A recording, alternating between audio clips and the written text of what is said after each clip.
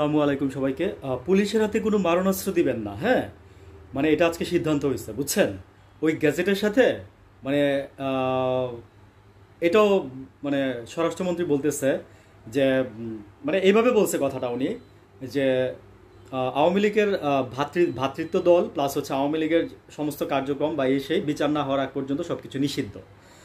দেখেন, কথা কিন্তু একটা থেকেই গেল মাঝখানে, বিচার না হওয়ার আগ পর্যন্ত, বুঝছেন। তা বিচার হওয়ার পরে আবার আওয়ামী লীগ আসবে, ঠিক আছে। আওয়ামী লীগ আসবে আবার এই ব্যাপারে। তো আমরা বলতাম আর কি যে আসলে 100 বছর পরে আসবে আওয়ামী লীগ। এবার যদি ক্ষমতা থেকে দল থেকে যদি এবার ছিটকে পড়ে না, মানে এটা এবার না, আমরা বছর দুয়েক আগে বলতাম, 3 বছর আগে বলতাম যে এবার যদি আওয়ামী লীগ ক্ষমতা থেকে যায়, বিশেষ করে 18 সালে নির্বাচনটার পরে, আমরা না আমরা আমরা বলতে সবাই বলতাম, যে দেশের মানুষ বলতো যে এবার যদি আওয়ামী লীগ যদি ক্ষমতা থেকে যায়, মানে 18 নির্বাচনের আগে পরে বলতো মানুষ। তারপর তো 24-এর তো একতরফা নির্বাচন করে আসছে, 18-তে আসছে, মানে কোন 3টা নির্বাচনই বা একটা নির্বাচনও বলবো না যে মানে ভালো নির্বাচন হয়েছে, সুষ্ঠু নির্বাচন হয়েছে, বুঝছেন।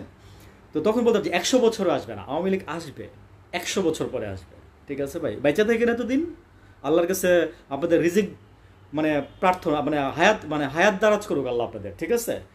আচ্ছা, আমি যেটা বলতে আসছি সেটা হচ্ছে যে স্বরাষ্ট্রমন্ত্রী বলতেছে যে পুলিশের হাতে মারণাস্ত্র দিবে না, থাকবে না। মানেটা কি?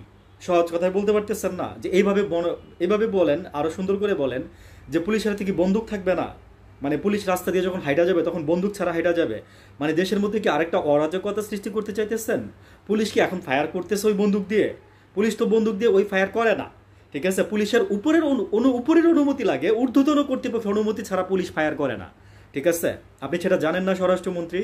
তো পুলিশের হাতে যে বন্দুক দিবেন না, হ্যাঁ, মানে দ্যাট মিনস লাইক দ্যাট, এটাই তো বুঝাইতে চাচ্ছেন যে পুলিশের হাতে মরণাস্ত্র থাকবে না, মানে পুলিশের হাতে বন্দুক থাকবে না।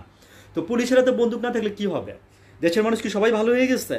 এটা কি ইউরোপ কান্ট্রি হয়ে গেছে? হ্যাঁ, যে আপনি মনে করেন যে ওই কালচার মানে সৃষ্টি করে ফেলছেন দেশের মধ্যে। পুলিশের হাতে বন্দুক একটু আছে বলেই দেশের মানুষ এখন পর্যন্ত পুলিশকে একটু ভয় পায়, ঠিক আছে। এবং এই ইয়াটা ঠিক আছে, মানে পরিবেশটা এখন পর্যন্ত শান্ত আছে বা ঠিক আছে, যেমনি হোক নাগাল ধরে রাখছেন, তাই না। কিন্তু পুলিশের হাতে যখন বন্দুক থাকবে না, তখন তো পুলিশকে অ্যাটাক করবে। আপনি আপনি বুঝেন না সেই জিনিসটা, বুঝেন না আপনারা। মানে আমি জানি না যে কেন কিভাবে আপনারা এই সিদ্ধান্তগুলো নেন, আমার মাথায় আসে না ভাই, বুঝছেন। আসলে এই জন্য একটু বলি, আমার ভুল হইতে পারে হয়তো, বা ভুল হলে আমি শিখবো আপনাদের কাছে, আমার কোনো সমস্যা নেই। আমি তো বলি যে আমার শিখতে কোনো সমস্যা নেই, ভুল হলে আমি শিখবো আপনাদের কাছ থেকে। কিন্তু পুলিশের হাতে যে মারণাস্ত্র দিবেন না, আমি বুঝাইতে চাচ্ছি যে পুলিশের হাতে মারণাস্ত্র দরকার নেই। যদি ইউরোপ কান্ট্রি হইতো এটা তাহলে দরকার ছিল না, আমেরিকা হয়তো দরকার ছিল না, লন্ডন হয়তো দরকার ছিল না, কিন্তু এটা Bangladesh, this is to Bangladesh. That's why এখানে লাগবে, পুলিশের হাতে মারণাস্ত্র লাগবে। পুলিশ তো ফায়ার করতেছেন আপনারা, যে কারণ এই সুযোগটা তো মনে করেন যে দুর্বৃত্তরা কাজে লাগাবে পুলিশের উপরে, পরে তো মনে করেন যে আরেকটা হাউকাল সৃষ্টি হবে স্বরাষ্ট্রমন্ত্রী আপনাদের। আমি বলে দিলাম কথাটা, বুঝছেন। Just alarming. থ্যাংক ইউ, আসসালামু আলাইকুম, ভালো থাকবেন সবাই।